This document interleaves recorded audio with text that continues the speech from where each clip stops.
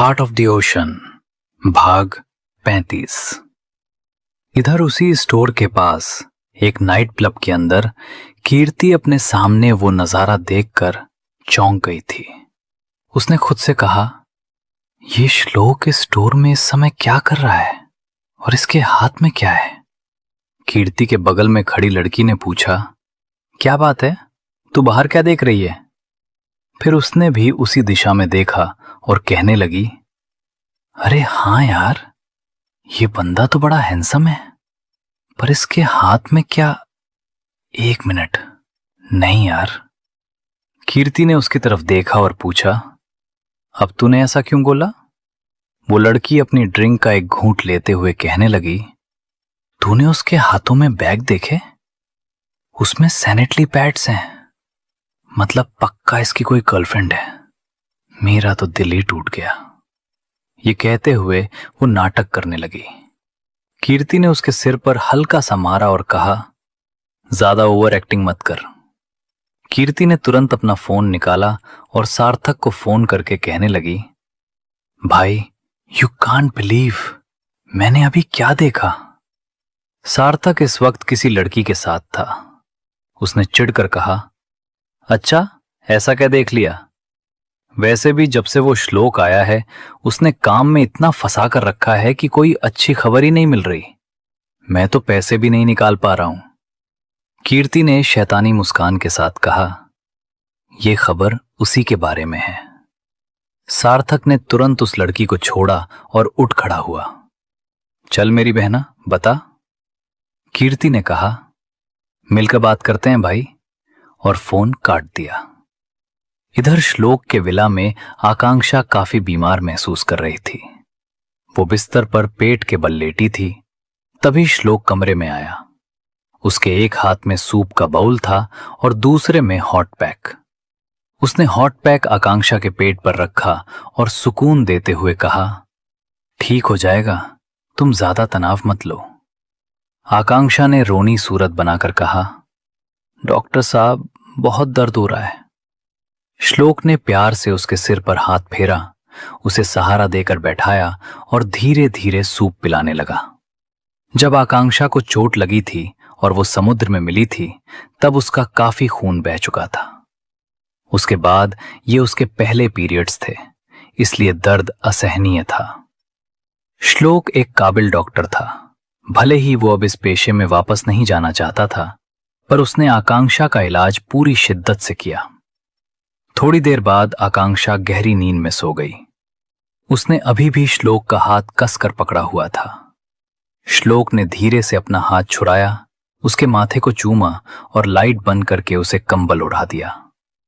अगले दिन जब आकांक्षा की नींद खुली तो उसने कमरे को खाली पाया।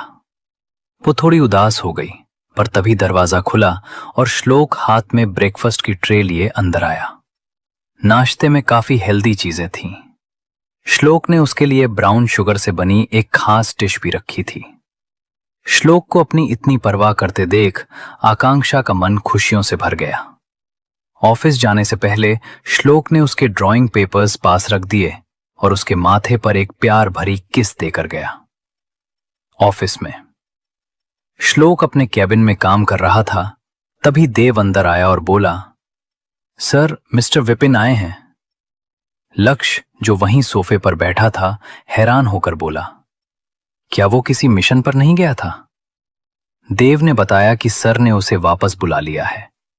लक्ष्य ने श्लोक से पूछा, वो माफिया गैंग तुझ पर 2 बार हमला कर चुकी है और तू उन्हें खत्म करने ही वाला था, फिर विपिन को वापस क्यों बुला लिया? श्लोक ने लैपटॉप से नजरें हटाईं और गंभीरता से कहा, अभी सही वक्त नहीं है। उनका गैंग लीडर छुपा हुआ है। छोटे प्यादों को मारकर कोई फायदा नहीं। तभी कमरे में एक 25 साल का युवक अंदर आया। गोरा रंग, हरी आंखें और ढीले कपड़ों में वो साधारण लग रहा था, पर उसकी फुर्ती अलग ही थी। वो विपिन था। श्लोक ने पूछा, विपिन, टीम क्या कर रही है? विपिन ने बताया कि नई टुकड़ी की ट्रेनिंग चल रही है। श्लोक ने आदेश दिया, विपिन, मैं तुम्हें एक काम देना चाहता हूं। तुम्हें मार्शल आर्ट की ट्रेनिंग देनी है। 1 महीने में वो इंसान इतना तैयार हो जाना चाहिए कि कम से कम 2 लोगों को अकेले संभाल सके। लक्ष्य ने मजाक में कहा, बस 2 लोग? ये तो बहुत कम है।